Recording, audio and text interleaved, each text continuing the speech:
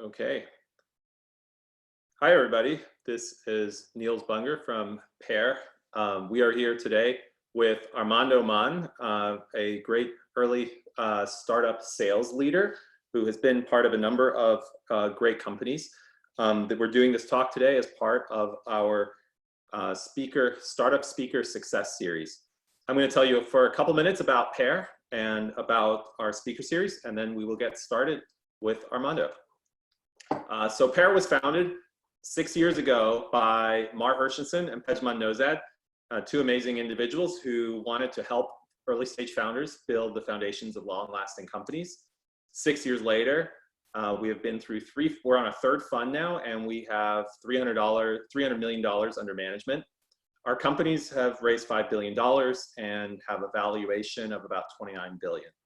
Now, those are all numbers, but the reality is what makes us excited is being part of the journeys of some really amazing companies and backing really amazing entrepreneurs and companies such as DoorDash, BranchMetrics, Gusto, Guardant Health, which went public recently, Affinity, and SentiBio, and many, many more that aren't yet household names, but you'll be hearing about soon. We did have our first IPO with Guardant about a year ago, and that was very exciting for Pear as a 6-year-old firm to be in that place. We've grown the team considerably. There are now 5 full-time investment partners. There's several people in operations, and then a head of engineering, Addison, and our CFO, Debbie. We've also recently added several visiting partners who are former great entrepreneurs themselves, and an associate and an EA who runs all kinds of things for us. So, with that team, what we can do is help you lay the foundations of category defining companies. And that's what we do on behalf of our startups. We invest at pre-seed stage, seed stage, and then we continue to follow through Series A and beyond. Our typical investments are lead investments or co-lead, investing anywhere from $250K to $3 million. We go pretty deep with our companies. We're all founders ourselves in our background, and an example of this is a presentation that Mar Hershenson did on the new seed landscape to help you as a founder navigate, like, how does all of this work right now if you're on that early journey. So I really recommend you go take a look at that. I also want to briefly plug our accelerator. We really have a very special program here where we have built a small accelerator program that is by founders, for founders, where we take just a small number of teams and work with them under one roof for 12 or 13 weeks. We give them funding, we work with them weekly, and then we also have a big demo day, and we create a great community feel among all of the founders in the network. It does include office space in San Francisco and Palo Alto. If you're interested in this, applications for summer are open, and you can apply at pear.vc/accelerator. We also have a pitch night coming up on April 21.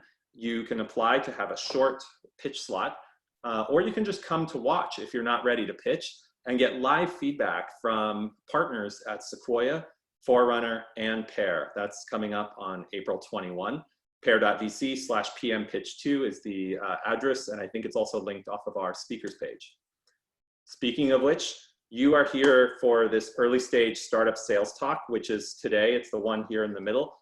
Last week, we had a talk on surviving the downturn economy with Bob Tinker, who founded Mobile Iron and went all the way from zero to taking it public. Heidi Rosen, a partner from Threshold. Mar Hershenson, founding partner at Pear, and Mahesh Ram, founder CEO of Solvi. And we recorded that talk, so you can find it at pear.vc/speakers. And then we have a whole series of these talks. We have a talk on marketing with $0 by Mada Segede, and a talk on building your engineering team, another talk on zero to IPO in a downturn by Matthew Prince, who founded Cloudflare, and then building a world-class product. We're actually adding many more speakers as we go. There will be more in April, in May as well. So please check pear.vc/speakers, and you will hear about other great topics like non-dilutive funding, startup defensibility, outbound sales prospecting, and more. With that, I want to get to the main event here, which is really about Armando, who's been a friend of the firm for a while and a friend of ours, really excellent, amazing sales leader who originally came from Argentina, had a journey that went through Harvard Business School along the way, ran early sales at Dropbox, then also was running sales and success for a company called RelateIQ that got bought by Salesforce, and then was in sales and success executive there. Armando, hopefully you're still online. Great. I'm going to stop sharing my screen. And thank you so much for being here. And you are still on mute, but I'm going to fix that. I'm not muted anymore. There we go. Can you hear me? I can hear you. Yes. Okay, perfect. And actually, maybe just before we start, just so everybody knows, we are using the Q&A box inside of the Zoom webinar. You should be able to see a button there that says Q&A. Feel free to ask questions, vote on questions, or comment on questions. This is our first time trying this. Hopefully it works well and we don't get any Zoom bombing. Okay. Thank you for coming. So I prepared some slides to see if that helps a bit. So first time doing this as well. So hopefully I'll keep you all engaged while I go through a few things that I learned through the journey. Basically, the idea is to talk about things I wish I knew when I jumped into these various go-to-market teams over the last few years. So already Niels made an intro on the things where I spend my time. What I would add is that I was in your shoes from 99 to 2006 when I was running a company called Tecnonexo, started in Argentina, then moved to the US. And through that experience, I lived the 2000-2001 downturn, which for Argentines was a double whammy because at the same time that the US had its recession, Argentina devalued the currency 4-1, and all hell broke loose. So I'd love to, towards the end, field any questions you have on what I could share from what I learned there in 2008 into what you are all going through today. But overall, I would like to talk about what sales looks like and what things were myths for me that I had to learn the hard way. So you make other mistakes. First one being where growth comes from. I watched the movie, ABC, Always Be Closing. So I thought always you wanted to get new customers. That was the thing. But that's not right. In SaaS, renewals and customer success beat new business 10-1 every day. And you've heard this before, but let me show you some data. So let's assume we have this startup doing $1 million of new business every year. And their account growth, the accounts that stay with them every year, they grow 10%. They have a 75% renewal rate. And they get funding from Pear or from somebody else. And they say, okay, we can spend more money and double our sales team. So now they get $2 million of new revenue every year, same account growth, same retention. So obviously between the blue and the green, you see a 2x, right? The end of the year 6 at 3.9, from 3.9 to $7.8 million, right? But what if they spend that money to make their account growth and renewal numbers a little bit better? Not crazy, a bit better. So they're gonna have still 1 million of new business. So no new salespeople. We're gonna put all that money into customer success.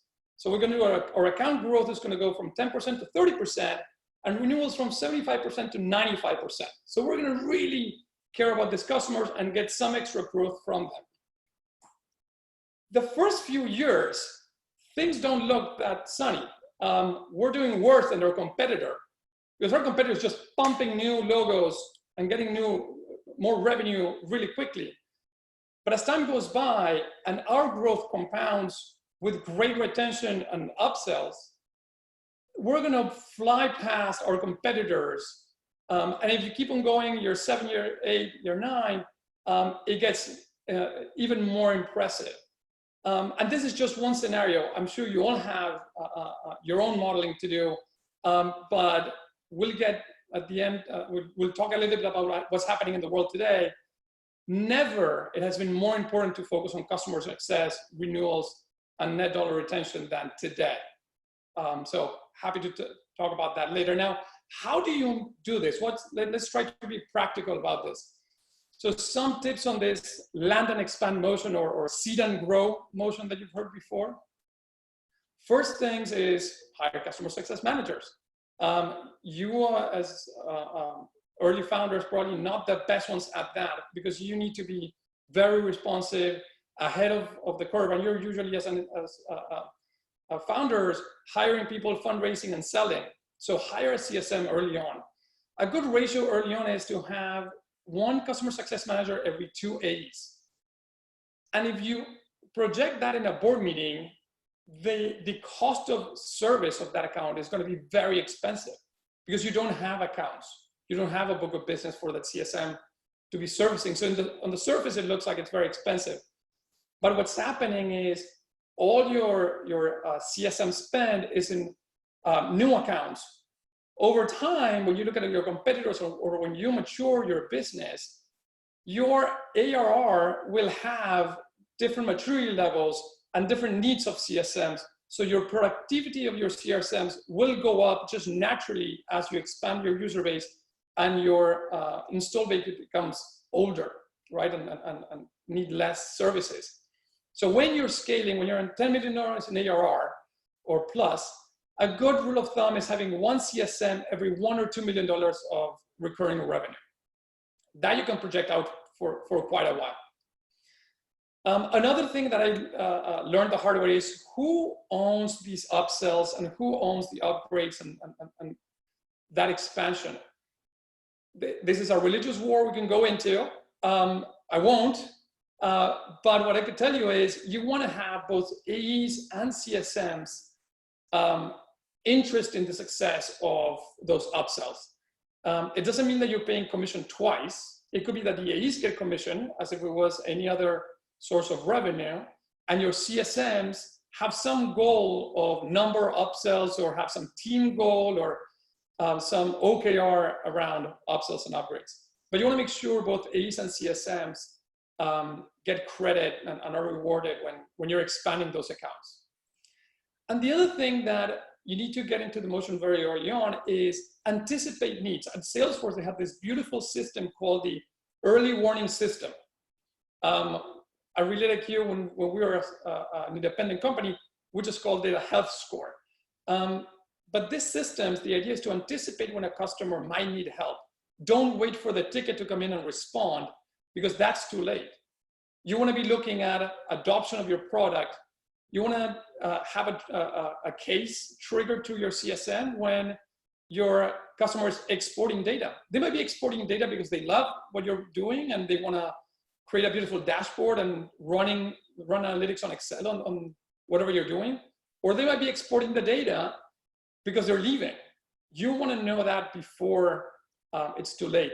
So these things are important for you to build ahead of time. And those are the kind of systems that first CSM that comes in should be starting to build.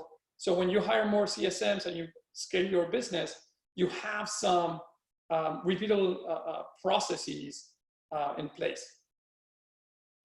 So Niels, yeah. Armando, I know you asked me to ask a couple questions along the way, so it doesn't feel like you're just talking into a computer, since we now have to live in little Zoom boxes. One question that I had about this is, you talked a lot about the transition from like sales leading to like, over time CSM and renewals become such an important part of the business. Is there a certain stage where that happens, or is this something you need to think about before Series A, after Series A, or some other way to think about it?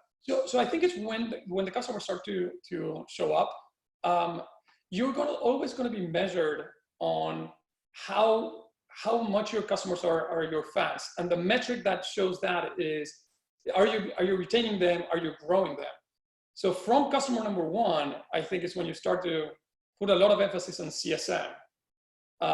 So I think it's from the beginning, from the first few customers. In fact, the first few customers are related to every executive knew them, who they were, what was the use case, what was the spend, and what was happening.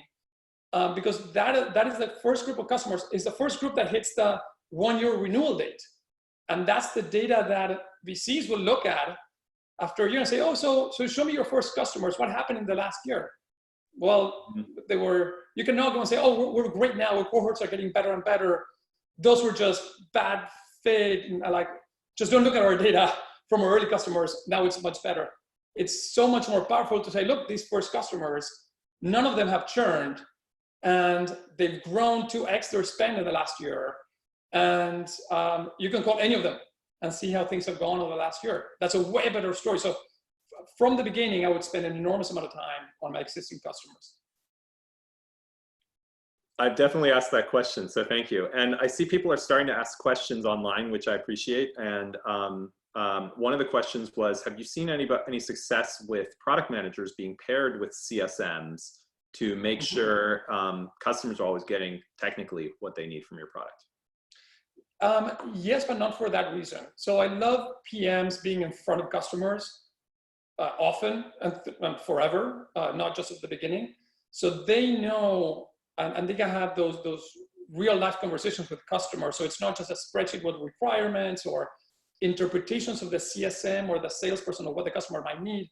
You want to have your PMs in front of customers having those conversations to get product feedback directly to them. The second thing I love PMs bring is a lot of credibility on the roadmap. So as a salesperson, many times you don't have the credibility with a customer to talk about the roadmap. Maybe because you don't know what's coming, but many times because they assume that you might not have the whole picture. When a PM comes in and talks about the roadmap, then you know it's what they're working on, right? And they're getting actual requirement. They're asking deep questions, builds a lot of rapport and credibility with the company. But by far, the best person to bring to a sales conversation as a sales executive is the founders. They are the best salespeople on the planet because early customers want to believe in you as a startup. They have no data to believe in you, so they can only believe in the people. So when you come and you're running a sales process, you have 10 meetings with the customer, but in 2 of them, you could bring the CEO or the CTO, one of the co-founders that breathes and lives this vision. It's magical for the sales process because you're bringing that inspiration to the conversation that even the best sales executives, I haven't seen that be true. Like, there's nothing like bringing a founder to a conversation. Great. Let's keep going. I know you have some more things to talk about. This is valuable. No, this is it. This is all I have. No, okay. So who should I sell to? That's also a great question I often get. So one of the approaches I see entrepreneurs take is like, okay, we have this product. We don't know exactly who's the best customer for this. So we're going to try it out. We're going to let a bunch of people use it and let 1,000 flowers bloom and see where do we hit product market fit. And truth is, that's a horrible strategy because you never know who to hear, who to listen to when you're getting feedback. You want to go into finding product market fit with a hypothesis of what's the problem you're solving and for whom, and try to do that and talk to the smallest, the most narrow group of people as possible to grow the fastest. You're going to grow the fastest if you do that. Sounds super counterintuitive, but let me walk you through what I mean by that. This is a image from a board deck from, I don't know, 6 or 7 years ago from RelateIQ, where I walked the board through why we were being so narrow in our approach to sales. And what I said is, look, right now, we want to go after the CRM market. We were competing with Salesforce before we were part of the Salesforce family. So we were competing. So we want to go after the whole market. But we want to go into a market we can win 9 out of 10 times. And go into a market that can grow and bring us upwards, but where we can completely satisfy what they need. So on the product side, the workflows that we could support, we couldn't support sales. We didn't have any forecasting or revenue reporting or anything like that. It was very early. We could only track people. And within the company, the teams that care more about interpersonal relationships are either recruiting or partnerships. We didn't want to become a recruiting tool, so we went after partnerships. So anybody doing BD at a company was a good fit. We also had a restriction on our tech stack. We could only work with Gmail. So we had to go to companies that were in G Suite. So tech was a great fit for us. And we're also extracting data from your email when that was completely new. So we needed to go after a group of customers that were open to giving us access to their email. And lastly, we didn't have all the controls, bells and whistles that big companies wanted. So we had to go after small businesses. So that little box at the center was BD teams and tech startups with under 100 employees. And that business could have been this: small, and we would have died a small death in a niche market that was irrelevant. If that had been our only market. But what happened with our product and our marketing and our sales is that we had a plan on how we unlocked little boxes as we moved from partnerships to account management. And we knew what features we needed to go from partnership to account management within a company.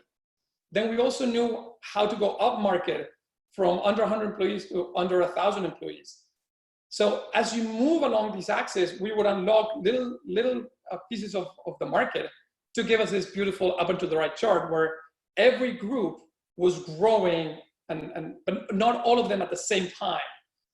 We were staggering them.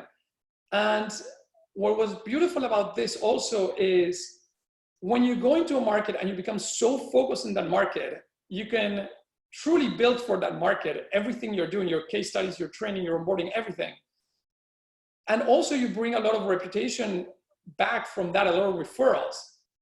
At the time when we were an independent company at RelateIQ, you would go to YC and 9 out of 10 startups were using RelateIQ when they started. So we didn't have to sell, they would come to us. And that's nice in general, but even better when you look at the numbers and the cost of acquisition. So as you're growing in that little niche, your cost of acquisition goes down. So now you can afford to reinvest that money in the next little cube of the market, and then the next one, and then the next one. And you're not seeding all of these markets at the same time, but you're starting to seed the next market once you've nailed the first one. Okay, so I'm gonna go to a bit more specifics. So the idea is to find the market as small as you can. I know it's hard because we're trying to change the world with every startup, but try to find the market as small as possible. It could be geographic, could be the tech stack, could be whatever dimension, but make it incredible, make your product incredible for that small group of people. Then focus product, marketing, sales, everybody to go after that market. You have to be very clear. This is not a sales strategy, it's a company strategy. And once you figure out the cost of sales, your sales cycle, all your key metrics are in a healthy place and you feel like it's predictable and repeatable, then have a team continue to harvest that market and move to open a new cube or a new box of market. And for that, you many times want to bring some of the AEs or the CSMs that help you open the first market into this new market. These folks won't know the industry that you're going after. If you're changing industries, it's fine. They won't know that, or they won't know the new geography. But what they know is how to crack a market open and being evangelists and telling stories and listening intently and have the relationship with the product to bring feedback in, or be able to drag the CTO to a meeting with one of these new customers in a new segment. So it's important to figure out who these people are in your company that are not necessarily the best scale people, but are incredible to crack open these little markets over time. Armando, this is really great. One of the questions that came up is, how do you figure out which kind of customers to target as your initial customers? Are there certain kinds that you should avoid to prevent sort of poor cohort data?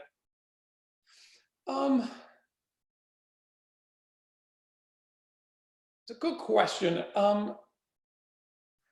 In general, I say no, there's not a bad market to go after as long as these are customers that can stay with you and where you can really win. but there are markets that have pros and cons, right? If you say go to the SMB market, there is going to be natural churn in the SMB market just because companies go out of business at a certain rate, right? And everybody understands that. If you have an 85% retention of logos after a year in SMB, it's pretty healthy. The question is, how much are you upselling that 85%? If you go after enterprise, you're going to have 99 to 100% retention rate. But the sales cycle is way longer and the requirements are way bigger, and it's going to take longer to launch. So each market has its pros and cons. I don't think there's a clear answer to that. My background and my sweet spot is more going up market and not down from an enterprise down. But look, you have Workday, right? They went super enterprise, mid-market, and slowly going down. And that's worked for them, right? So it depends on the strength of the entrepreneur, what's comfortable with you, and who you want to solve this problem for first. Yeah, and it sounds like maybe you kind of point out that you really want to find a small market. It's okay if it's small, but then figure out how you dominate that sub piece. Yeah, right? how you dominate it, and also finding a market where there are adjacent markets that feed off each other. For example, if you have you're going after tech companies, VCs are influenced by tech companies on the tech stack. They are not going to lead, but they're going to follow. Like Notion started with a lot of startups using them. Now all the VCs are using them, right? And so it's a second group you can go after. It's small, but at Related we had 1 every 3 VCs in the US using Related We didn't have to sell. Like if a VC was looking at a new CRM, they would come to us, right? It was a little engine of growth that we were getting revenue, we were getting growth, and it was highly profitable. Excellent. Cool. So keep on going, or is there another question? I can ask another question from here. If we go back, one of the questions that a couple people upvoted was, and it actually goes back to your earlier section, hiring. How do you find, hire, and retain your first CSMs and AEs in a vertical sales environment? So what are the skills that are must-haves versus what can be taught? What a great segue. How do I hire an account executive? Yeah, and I think it expanded to also CSMs because the question was about. Let's do that. Let's expand to CSMs. And I'll give you a quick, if I forget, remind me to tell you how I think about when a person looks, I could be either, how I make the distinction. So we can remind me if I forget to say that. Yep. So talking about hiring your first account executives, there are amazing account executives, but usually they have a stage of company that's ideal for them, where they have a superpower. So in early stage sales, you're looking for athletes, people that can build the plane as you're taking off, and that have certain characteristics, and you find them in certain places, which I'll go through. When you're growing and scaling, that has a track record of scaling with a company and can leverage all the structured resources that come with scale, right? And it can bring the best practices that you admire from other companies, right? So we'll go through the details. So there are two account executives, Jane and Jack, and they excel at different things. So Jane is very scrappy. She's self-directed. She can create her own assets and playbooks. She'll go into PowerPoint and put together a deck. Jack will not. Jack will leverage all the decks that Enablement has created and bring the best ones out and present them flawlessly. Jane has an identity crisis. She is a bit product, a bit CS, a bit sales, a bit futurist. Like there's this, maybe wants to be a CEO at some point or an entrepreneur. While Jack, he knows how to run a process in a structured way, loves the CRM, could not live without a CRM to organize his life. He's a trusted advisor, consultative seller, and he has a methodology, right? It's slightly different. What they value is also very different. So Jane, she wants access to people. She loves meeting the board members when they come through the office and have that 2-minute interaction. Loves the idea of a company quota or a group quota. Like, we're in this together, we're building this thing. Wants equity in your business. And also learns by trial and error. So wants to go into an environment where mistakes are fine as long as you quickly learn from them. While Jack prides himself on performance on the leaderboard. And this is very different from being a coin-operated salesperson. There are very few phrases I hate more than that. It's like, oh, we'll just throw more money, we'll create a comp plan that optimizes for XYZ, and then people will follow that comp plan. Great salespeople want to make sure that they're putting their time and effort on things that are valued the most, and they're competitive, so they want to be best. And the leaderboard, if what is in the leaderboard is what the company cares about the most, they want to be at the top because it's measurable what they can bring to the table. So they want to be the best contributors to the company. It's not just how much money I'm making. It's not just the W2. It's being competitive, being excellent at what you do. That is what great salespeople strive for. But they want to know that they're delivering that. So they want individual quotas. They want to know if they do a great job, what happens? What's the promotion path? Do I have a career path? What does that look like? And paint that for me. And they also want formal training.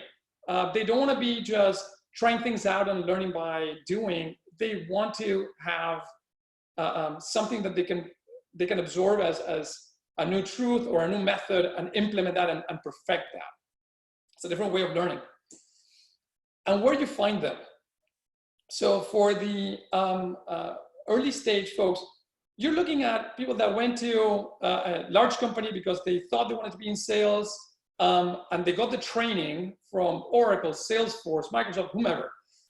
And then they realized they didn't like the structure and the constraints that came with being at a large company. They didn't like the certainty necessarily that comes from every 6 months, every 12 months, knowing exactly what they had to deliver. Where Jack loves that. Jack, that's his jam. Also, I like for early stages, failed entrepreneurs. As you all know, as entrepreneurs, we have to be selling our equity to investors. We're selling the vision to our employees, and we're selling our product. I don't think there's a better sales training than being an entrepreneur. So bringing those folks in that will appreciate that you have a product that you can sell, that there is traction.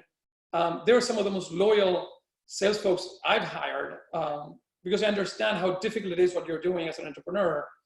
They can empathize and they know what they need to deliver for you. And last but not least is people that come from BD or private equity or venture capital. They have a lot of acumen. They have to hustle to get into certain deals. They have to be creative. There's no playbook. I don't think Pear has a investor playbook of how many calls you need per day and how many conversations, what's the close rate, and what's the material you go to in every call, right?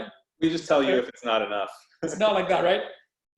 So investors, early stage investors, or even late stage investors, they look a lot like early stage sales folks, where they're trying to create opportunities and be creative. Jack, you can find Jack at large companies, has spent 3, 5, 10 years at these companies, or different companies, growing and learning and developing his skills. You can also find them in lateral moves. So for example, if you're selling, you have some fintech product you're selling, you might look for tech salespeople, or might you look for people in commercial banking. They get all the training on how to be great with customers. They know what it is to dial for dollars and to knock on doors and to have a quota over their heads every month. You need to teach them the technology side of it. Some of these folks transfer very, very well from lateral industries, and it's way less competitive to go after somebody from a commercial bank than going and taking another Salesforce account executive from Salesforce, right? And both can be equally as effective. Armando, I wanted to remind you to kind of talk about if there's any difference between that for salespeople versus CSMs. Yes, so So in terms of the characteristics, they're very similar, but when you meet somebody that has those general characteristics, like they're scrappy, they're creative, they hustle, they can sell you anything, they're people, right? Like that kind of characteristics, you're like, okay, should they be CSMs or A's? And a test I have in my head for them is, I look at them and I try to figure out if they get an email from a customer at 11 p.m. at night, before they go to bed, after they watch something on Netflix, they're about to go to bed, they look at their phone, there's an email from a customer. Both of them will respond to that email. Although we tell them just turn off, just wait until the next day, they will respond to that email, both of them, the CSM or the AE. The AE will do it because of the leaderboard, because of the competition, because of the hunt, and they want to close that deal. They know the month is coming, they have that drive to close the deal. The CSM will respond to that email because of empathy. They feel the pain of the customer. They're like, crap. If I don't respond to this person will have to wait 10 or 12 hours until they get to the office and go through my meetings and get to this email. If I respond to this email right now, I'm putting them out of their misery and just help them out with this one problem. That one short email from me will help them unlock today. So that's a little bit of what motivates them is a little bit different from CSMs and AEs. And many people come to interview for AEs because they think they want to be in sales, or come from the CSM side because they want to be in front of customers. And sometimes you have to switch their expectation and say, hey, have you thought of a career in the opposite career? Because I see this in you. And see what happens. That's great. So let's talk a little bit about hiring and some interview questions. So in the hiring process, success of early employees, as you all know, is a lot on the tribe they can form when they join the startup, right? How can they plug into the rest of the team? And as a salesperson, as a CS person, but especially in sales, you're sometimes there out in the corner doing your thing. You're not building code with the other people. You're not interacting on the product with as much. And nobody knows exactly what you do, but you need to have a strong relationship with the other functions to get things done and to understand what's going on and to get questions answered quickly. So the two things that I've seen work very well is one is rely extra heavily on referrals. Ask engineers, who did they meet at their prior companies in sales? And most would be like, I never met one in sales. I don't know those people. They're in a different building. But if they met somebody, that in itself is rare enough that you would take that as a huge plus, that this salesperson was able to connect with engineers or with PMs or with other teammates and was interested in making those connections. But also when they come in, they now have a buddy inside the company, inside your startup. They have a built-in sponsor, if you will, that will tell them what's going on, who do you have to listen to, what are the things you should never say or do, or what are the cultural nuances that are hard to get to as a new employee. And the other thing is just make that, create that artificially if you need to, right? So in the interview process, usually with 4 or 5 interviews, you know if somebody's in or out. You very rarely get a extra data point beyond a 4th or 5th interview in my experience. But I would still make new candidates or candidates that I liked meet over 10 or 12 people in the interview process. It's a massive overkill unless you realize that what you're building is that group of folks that when they come into the debrief, 10 or 12 people will say, yes, we want this person to join, and we know why, and we had the debate. So you're all collectively responsible for this hire. So when this person joins, you all feel a level of connection or responsibility for this person's success, which is incredibly valuable. And then you can do all the onboarding social stuff that many companies do really well. When you join, have breakfast every morning for the first week with different people, lunch buddies, all these different things you can do to get people to create connections really, really quickly. And at a high growth startup, after months 2 and 3, you cannot claim you're a newbie and you want to connect with somebody because you haven't met them before. You need to build a network really, really quickly in the first few weeks when you don't have a quota, you're still learning, and meeting people is part of your job. And make that something structured into the onboarding process. Great. So, yeah. Armando, can I ask you a question? Yeah. One of the questions that came up, and I think you might touch on it at the end, but I think it's such an important topic right now. A couple people have asked variations of this. Basically, with the current environment where you can't do in-person sales very easily, things that can, basically prolong the sales cycle, how do you sell effectively, virtually or digitally? Is that actually possible?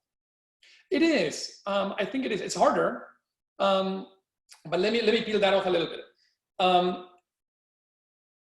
A lot of the early stage products that you have, you're going to be selling in inside sales. You're going to be selling over the phone or over Zoom anyways.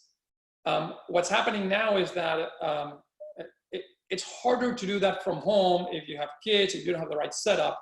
So that's something we all need to adapt to. But a lot of sales that are happening already as inside sales teams and most companies.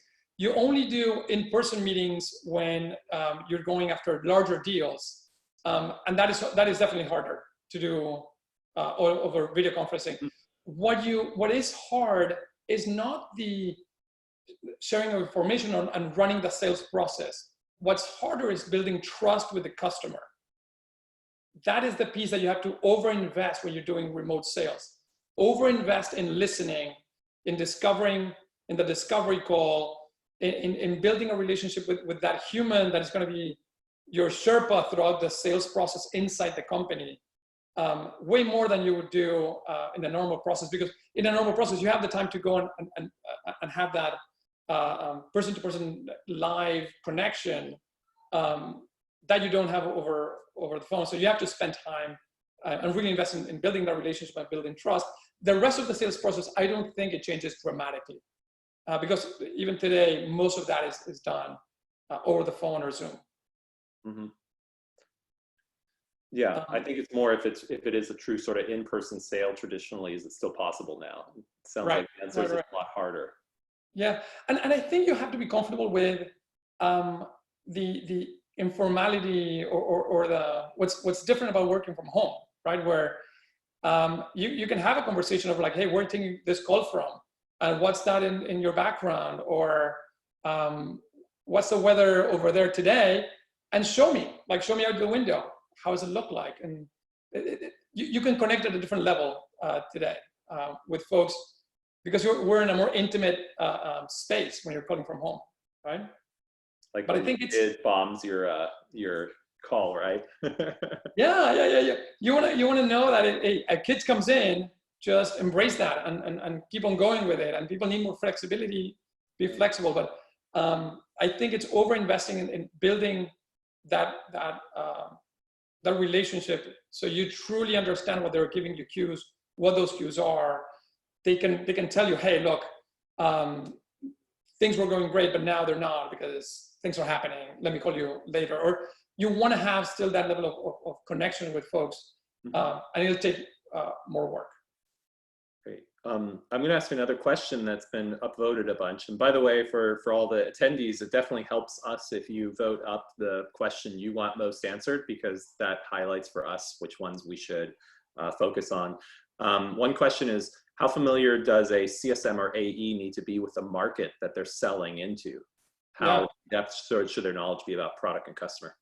That's great. So obviously it depends. If you're in a regulated industry, you're selling to financial services, HIPAA compliance things, your developer tools, things that have a lot of nuances to the product.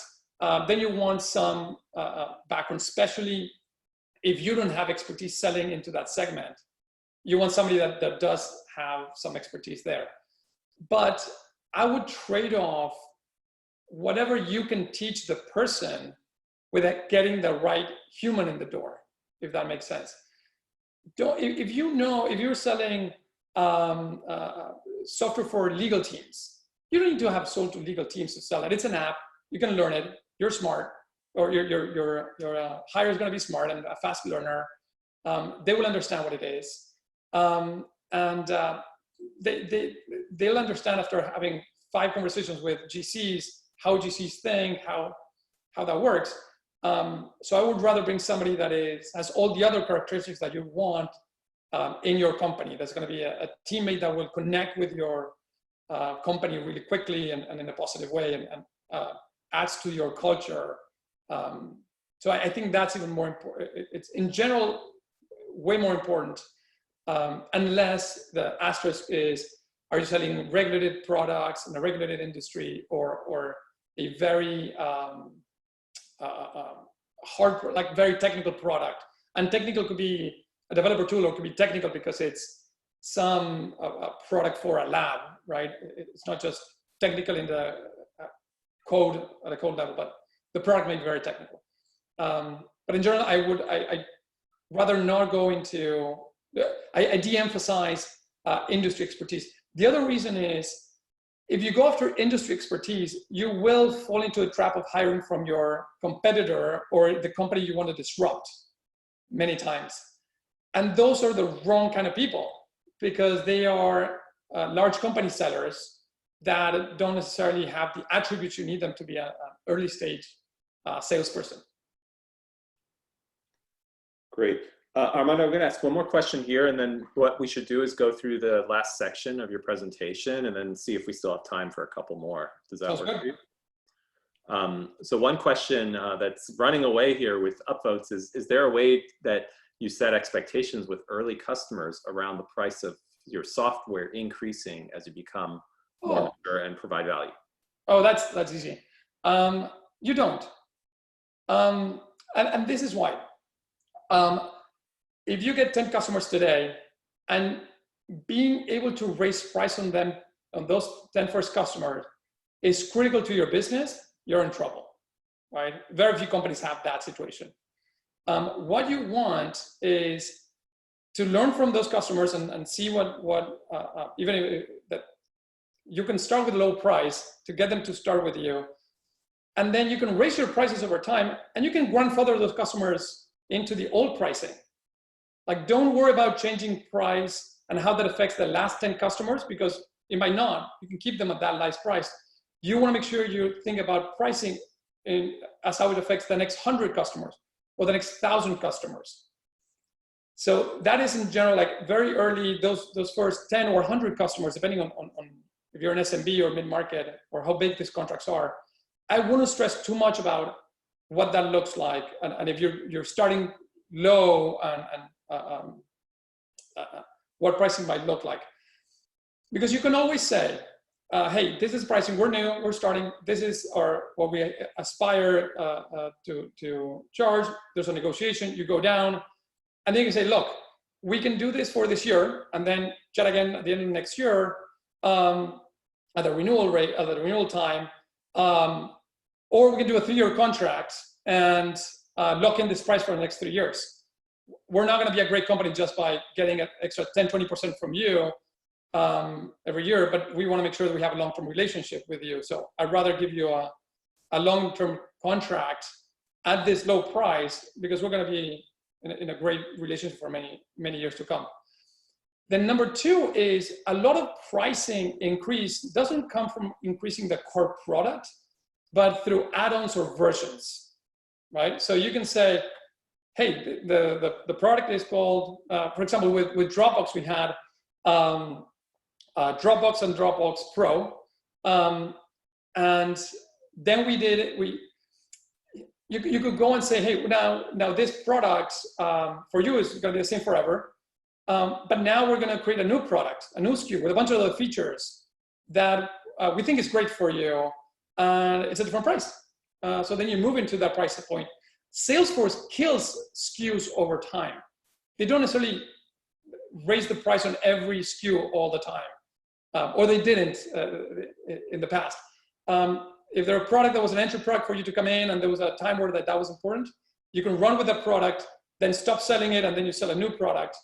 and you keep the people that bought that SKU in there and grandfather them in. It's totally fine. I don't know if that answers the question. I think it's a lot of context. So yeah. So how should you set up your team? I'm trying to lead you into your next section. Right. So setting up the team. Let's assume you have SDRs that are the ones doing outbound and inbound and taking in calls or emails or leads. There's the AEs that close the deals, sales engineers that are the ones helping with demos and setting up the test environments, and then the CSMs that do post-sales. In a straight line, you would think there's an SDR that sends an opportunity to an AE, and there's blobs of people, right, that send an unnamed number of units of one thing to the next group of people. And that works at a factory, or that works at a big company where you know exactly the ratio of people that you need in each one of these roles, and exactly the quality of those interactions need to be.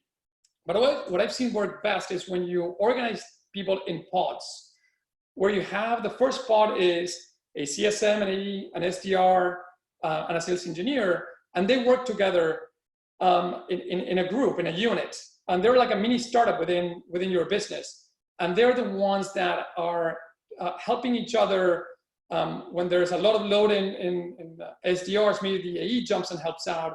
When the CSM has a lot of new customers being onboarded, maybe the SC can help out, and it's something that they can work out within that pod without a lot of formal processes. Okay. And then those same people that built your first pod are the ones that go and seed new pods. So you break up that team and you send these 4 people into 4 different pods, and then you hire new people into those pods, and who had the experience on how to run this well, now is teaching the new members of the team on how to communicate quickly, how to make decisions quickly, and how each person covers for the other. So specifically, what I'm not saying is that you should change reporting lines. CS should report to CS, AE should report to sales. You want to have people in a group where they're being trained and careers, paths, and functional expertise still prevails. But when you organize in seating arrangements or by regions, just make sure that there's as much repeat gain between the same people all the time, because they'll create their own quotes and their own ways of operating that are absent in an early stage startup. So bring that pod structure across everything you do. Look, your leaderboards, seating whenever we go back to our offices. You can use them for volunteering events, for social events, we need to source more candidates for our certain role. Pods will compete on sourcing candidates. So you can bring a lot of activity to that pod and create this unit, this identity that makes them work very well together. So that's what I had here. The last slide, well, we can go through a quick summary and then share a couple of thoughts on how COVID is impacting some of the things I've talked about. So really quickly, the 4 things are retention and upsells, wins over sales every day. Just make sure you overinvest in CS, bring them early, and don't be cheap. Just bring great people, invest in your existing customers. Second is focus on one market, dominate the market, and then expand from there, and have a vision of how you're going to do that, and explain that clearly to your product team, your marketing team, your sales team, and your investors on how that will happen. It will make your whole sales engine be way more efficient. Third is not all AEs or CSMs that are great hires for you today. They may be great hires for you in the future. So be thoughtful of the stage you're in and what you need for your company today. And the last one is organization matters. So how you organize your teams, how you set them up will make things very different. It can create a lot of politics between teams and resentment across teams, or it can create these units that behave like a SEAL team and work together to take over different missions. So with that, let me go into the few things that I learned in going through the Argentine crisis, 2001 crisis, and 2008. this is a very different crisis. Like no crisis, like, this is not a playbook. Like nobody has a playbook for this, and we don't know exactly where we are currently in the stage of this crisis. But it is a crisis, and you need the principles, I think, matter. So things that you should not do, and a lot of people fall into this trap is don't just be negative because it's easy and everybody's doing it, and there's so much data to be negative about. Be realistic, but think long-term of what you want to achieve with this company and this team. Employees and customers way prefer somebody that's realistic, but has a plan and a vision. That's somebody that says, hey, everything's falling apart. We'll see how this works. I hope you're doing well. I'm doing okay. Let's chat it next week. Right? Nobody wants to jump on board with either a salesperson or a CEO or a founder that has that as their ethos. Second is don't let other people's struggle justify yours. It's very easy to say, I think the phrase is misery likes company. So it's like, oh, we're doing so poorly, but look around. Like, A, we're not the worst. Look at these other companies are doing even worse. But hey, everybody's doing poorly, so like everybody understands. That is so mediocre. This is not what you want to be known for, being like, everybody is in a bad place, so we are too. Let's see how it goes. Just think about how you can adapt and change things to serve you and serve the company. And then the other is don't wait and see. Try to be on the right side of wrong. What I mean by that is you can be too conservative or too aggressive. In this environment, being too aggressive can kill you. Being not aggressive enough or being too conservative will delay things, but you're better off surviving and having enough cash and enough resources to weather the storm after the worst hits than to try to keep on going because things might get better and you're optimistic without running the scenarios. So I'm not saying like everybody should shut down right now. It's not the message is just make sure that if you're thinking this through and you are in doubt of how you should turn the knob, be a bit more conservative and think what would happen if things got worse.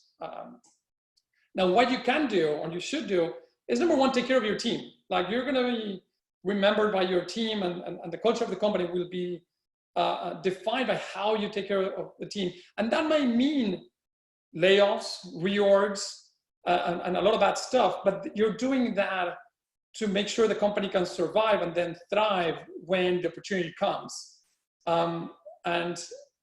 This is something you probably hear every day is do it once, go deep, do it once, and then you know who the core team is, and then keep on going with the same group. Don't piecemeal the decisions because then the team never knows when the decisions are going to stop. So just look at everything, make a big decision, and make sure you have the right size of team for the next few quarters, and save ammunition so you can then go back into the market when it's worth going back into the market. The third thing is never before has been more important to take care of your customers. Investors, employees, everybody will look at your business and say, hey, what happened over the last 6 months or Q2, Q3 of this year? And make the story be, if you have it, you have to decide between new logos and retention. Make the story be, hey, we didn't have a lot of net new. We didn't invest a lot in sales or marketing, but our customers stayed with us and they actually grew with us. We just didn't get a lot of new logos, but when the right time comes, we will raise money or we will invest the money that we have in the bank to go after new customers.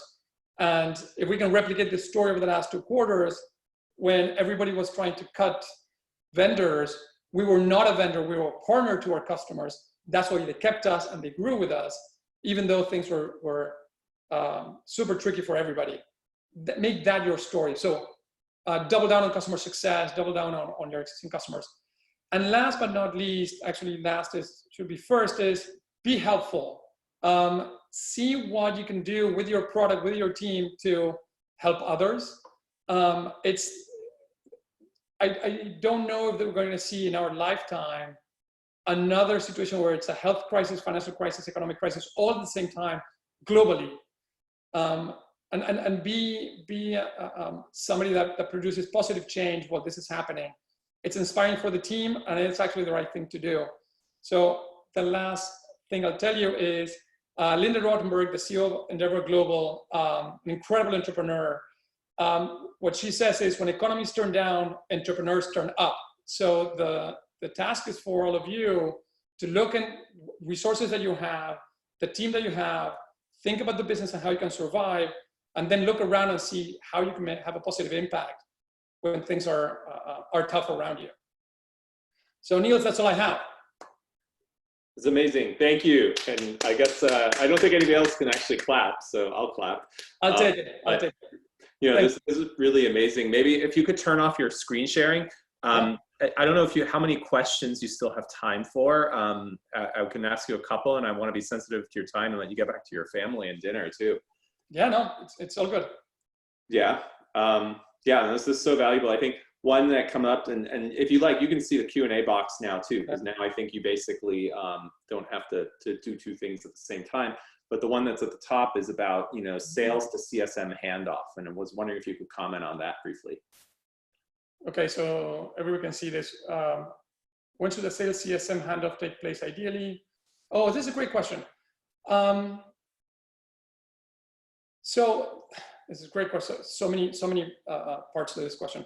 So if you think of the sales process as something that it's a long process that doesn't stop when you get the check or when you get the contract signed, but actually the sales process is what maps what the deployment will look like and how you're going to impact your customer, then CSM comes in many times before you're signing anything, because you're defining how you're going to build how you're going to deploy this software, right? So you're having the conversation, what's the value we're going to create? Is this the right time for you?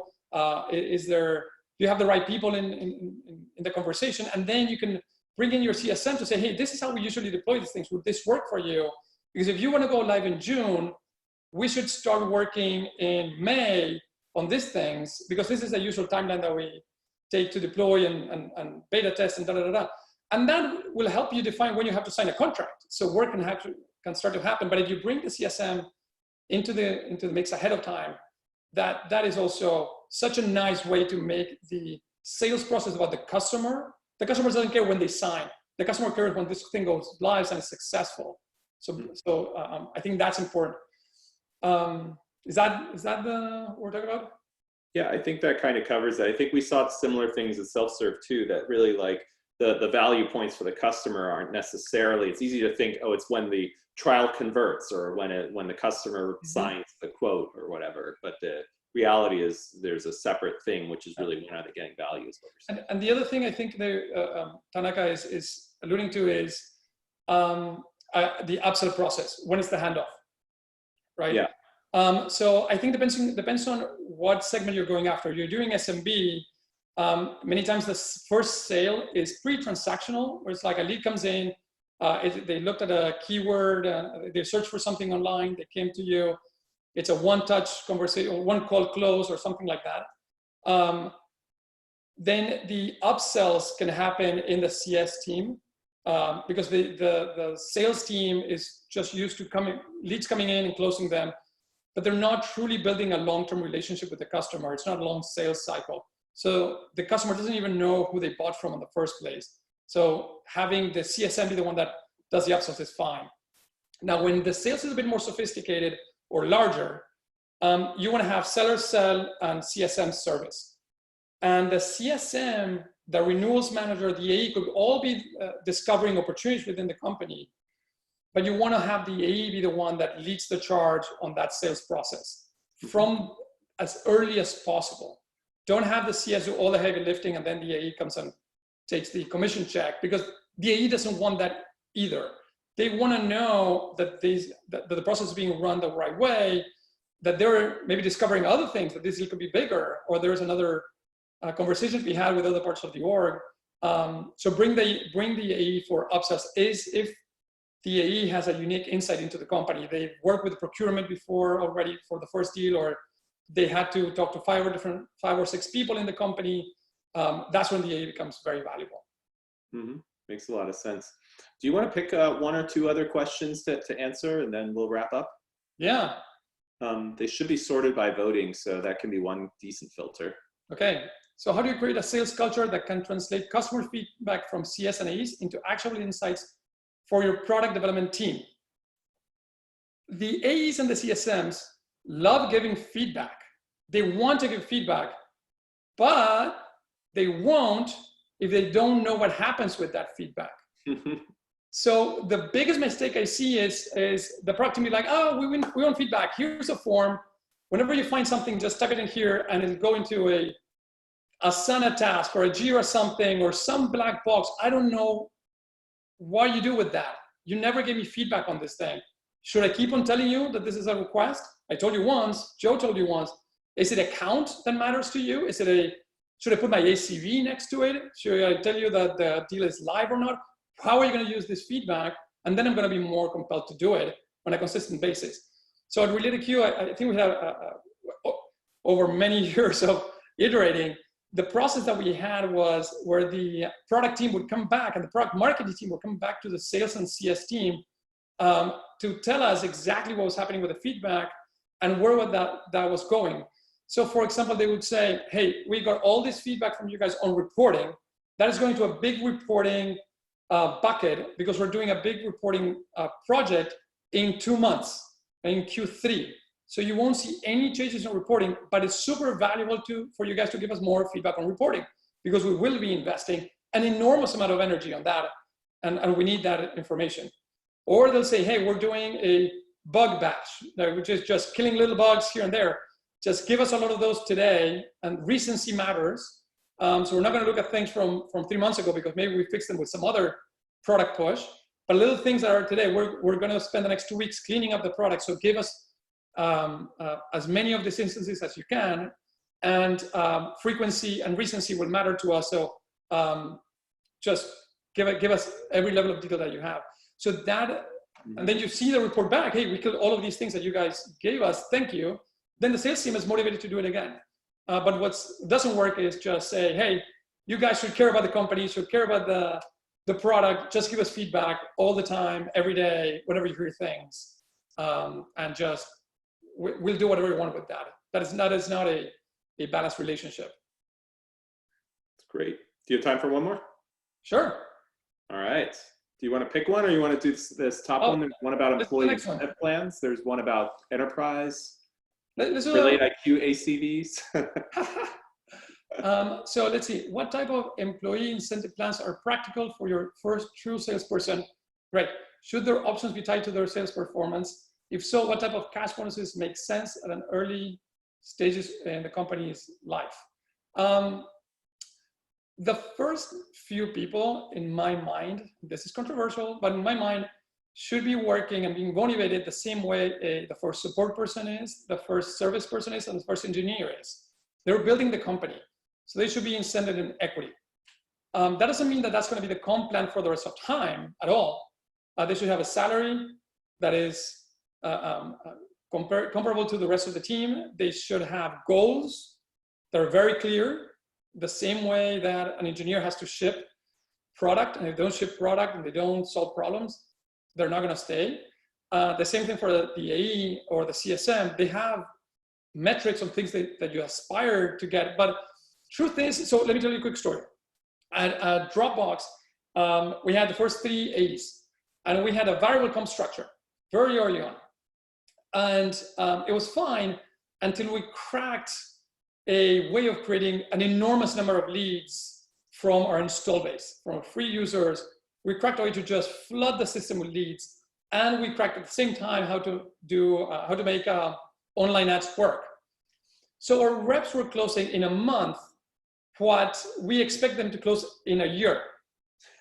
And because we weren't doing variable comp, we paid it, everybody was happy. But if the situation had been the other way around, if we had not been creating leads and we had not performed at the expectations, we would still have paid them pretty close to full quota because we had made a mistake and we weren't able to deliver leads. So you're creating a sense of predictability that you don't yet have. So don't lie to yourself or them saying that hey, you know what you're doing, because you don't. You don't know what this could look like. You could hit product market fit and hit it out of the park or not. Either way, you want them to pay the rent. So give them enough money to be paid comparable to other people on the team. Give them equity so they're part of the success of the company. What happened with RelateIQ, we changed the comp structure. We took away variable and gave them equity, and everybody became a salaried employee. And it was unbelievable because the AE then came and said, hey, Armando, look, there are a few leads that we know that are the one-touch close. We send them what they call the hard hammer, which was an email with like 10 different answers to random questions. Had a shortcut for that. Just send an email and they would close. And these were people that came in, would come into the contact us form and said, what's your pricing? Very simple question. They could answer really quickly and get credit for that sale. And they would say, the reps told me like, look, we don't care about these leads. Like they are not exciting, not interesting. They're just easy money. So why don't we put it below the contact us form a link that says pricing or has a few questions. So the key questions that we always get, they're very easy to answer. So customers don't need to talk to us and they go and self-serve and buy. So we did that and self-serve went up. And the leads that the reps were getting were more complicated, more interesting, and they were learning about more interesting sales processes. And we could work with those customers in a more intense way because all the easy customers would self-serve because we gave them the answer online. And I could not have figured it out myself. Under a pure variable comp scheme, they would have made less money, you're saying, right? Because they don't close those early ones anymore. Exactly. So they were giving up revenue, but because revenue was not the measure of success, was how much revenue can we make as a company, not just you and your paycheck and your variable comp, then that made things much easier. Great. Yeah. Cool. Well, hey, thank you so much for doing this today. I really we value this so much. You have so much valuable knowledge that you can share with the founder community. It's kind of weird. How was this first virtual event? Like this is, it's the new world. We were supposed to do this live and unfortunately it's not going to happen for now. And it was it was going to be in a small group, 10, 15 pair entrepreneurs. And at some point I saw over 100 people. So hopefully it was useful for folks and I would love feedback. You're just too useful and valuable and insightful to keep to just ourselves. So sorry we did that to you, but I think it's well appreciated, and I do want to thank you so much for doing this and for supporting us. And then I don't know if there's anything you wanted to plug. No, it's all good. Keep up the good fight, and it's gonna get better. But entrepreneurs have to get through this. Make our choices quickly, and then rally and be helpful, be positive, and do what you were aiming at doing. I think that's right. The companies, there are actually more big companies created in these downturns. Like the last one created a bunch, including folks like Airbnb, right? And it's just interesting that it sort of clears the field of a bunch of noise. So if you hunker down and really focus on your customers and unit economics, like you can end up in a great position when it does turn again, which it always does. Don't be part of the noise that gets cleared. Don't be part of the noise. We'll end on that. Yeah. Hey man, thanks so much. And hopefully your family's well and everybody's well, and we will see you virtually and in real life again soon. Sounds like a plan. Thank you so much. It was fun. Yeah, thank you. Okay. I'm going to put up a summary slide here that just has some links for people in case they missed them from the early presentation. You can also just reach out to me directly, Niels at pear.vc, if you had any questions or anything else. Thanks again, Armando, and thank you to all the folks who attended today, and hope you enjoy the rest of your week and go make some of your customers successful.